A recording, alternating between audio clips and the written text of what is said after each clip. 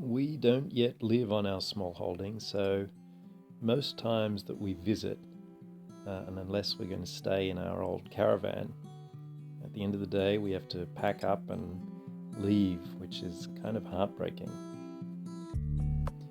But we're really lucky. We live in Melbourne, very close to the city, and our apartment has this beautiful courtyard. It's not very big, it's about 6 by 6 meters, but it's pretty much enclosed by some fairly beautiful, well-established trees.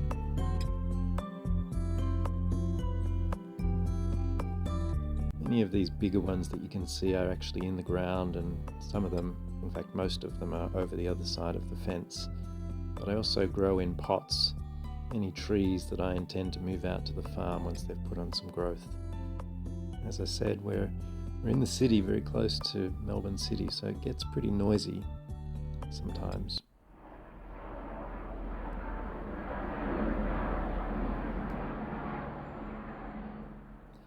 But being sort of inside of the trees, immersed in the garden, actually enables me at least to block out a lot of that noise, such that I'm not really conscious of it a lot of the time. But certainly it is pretty noisy, with the noise of a nearby road and planes and helicopters over above us, and just noise from the people that live in the apartment building that we're in. This is a little succulent that I've got growing down from a planter on the fence here. I think it's called baby sunrose. And this is a crab apple. This tree is actually in the ground.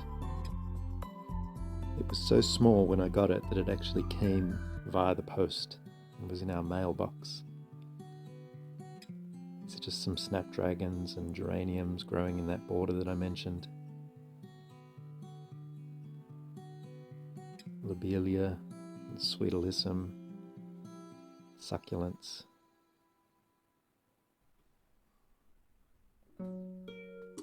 It's not a great deal around at the moment in terms of flowers, but you can see some bees are still able to feed on some flowers. These are salvia flowers. I like the alyssum as well. I'm certainly not a great gardener. I like chaos. I don't like clean lines. And you can see here that I'm not adverse to weeds either. I actually quite like seeing grass and other sort of typical weeds growing up through things that I've actually planted there.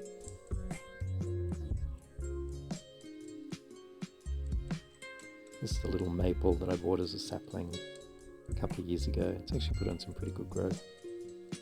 This is a tree marigold. Flowers all through the winter, smells great. And almost always at the base of the bigger pots I'll plant something, so there's bulbs in that one. Bowl of water here. We get plenty of birds that come into the courtyard, doves and blackbirds and various little wrens. Aeonium, very old aeonium, and an aloe vera which is just about to flower for the first time. This is some jade plant flowering as well. It's actually in the same pot as the aloe vera. And this is a tub in which I try to strike cuttings from trees. So there's some eucalypts here, and also some cuttings from an apple tree from the farm. And I've actually had a bit of success with getting things to get that connectedness between the courtyard and the farm. I like to move things from the farm into the courtyard and from the courtyard back to the farm, and that mostly happens in the form of trees.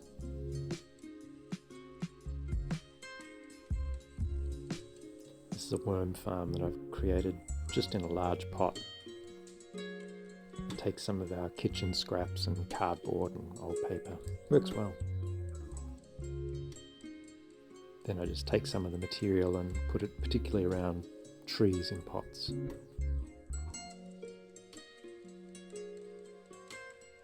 Like this golden elm.